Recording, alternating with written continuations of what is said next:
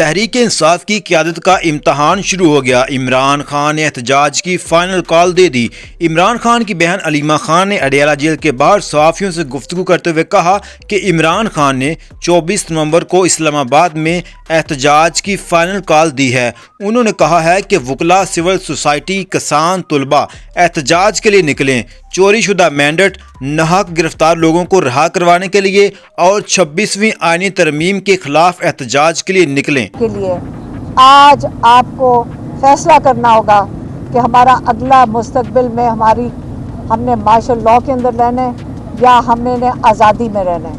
اور 24 تاریخ عمران خان نے آج اسلام آباد کے لیے کال دے دیا اور یہی ان کی جو پوری سٹیٹمنٹ تھی، یہ میں نے آپ کے پاس ان کا پیغام پہنچا دیا۔